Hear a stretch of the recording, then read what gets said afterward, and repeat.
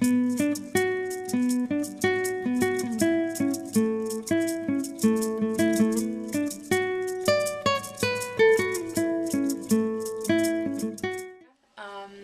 Josephine, and I'm a physician assistant student here for 4 weeks in Costa Rica, studying Spanish and practicing medicine. And so today is the 7th day that we've been here. So I just finished our first week in Costa Rica, and it's been great and full of crazy and fun adventures.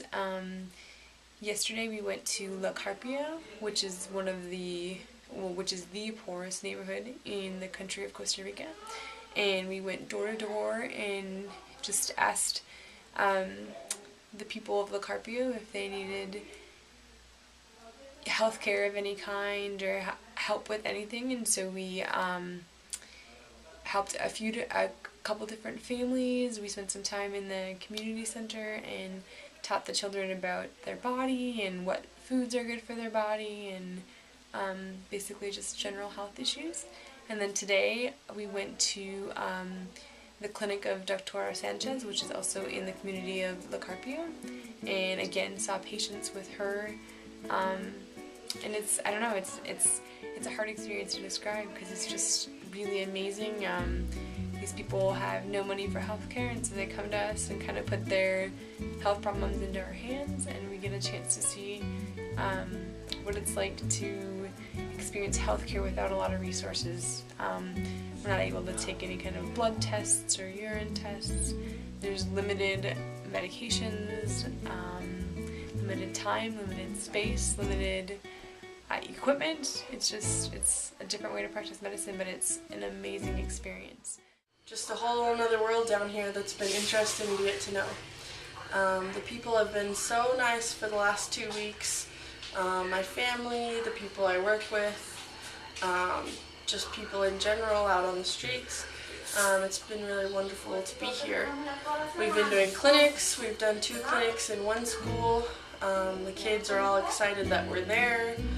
You can tell that they're just stuck kind of in a bad situation, and at school is where they're getting their nutrition, they're learning stuff at school, and when they go home after school, you can just tell kind of by looking at them that they're definitely in a poor situation that's out of their hands, so that's kind of hard to see. But I'm glad we're there, giving them a little bit of help, whatever we can, playing with the kids, meeting some of the parents, talking with the people. That's been a really enjoyable experience. And yesterday we went to a little town outside of San Jose called La Carpio, and it's known for being one of the poorest cities in Costa Rica. It has a lot of Nicaraguan refugees from Nicaragua in the past that were trying to come to Costa Rica to make a better life for themselves. All of the houses are made with like pieces of scrap metal and tin. Everybody definitely has dirt, mud floors, and very little things, and their houses are all next to each other, kind of just patchworked together. And the people were excited to see us there. We went kind of door to door a little bit and helped where we could, answering people's questions and handing out vitamins and some basic pain medications and whatnot. But it was just really interesting walking around in this neighborhood because it was the poorest place that I've ever seen. It's especially different seeing it in person than when you see it on TV, because it's right there in front of your face. You don't really have the ability to remove yourself from it like you can on TV. In general, I enjoy my experiences in Latin America, in Latin American countries, and I've always enjoyed experiences in Spanish-speaking countries.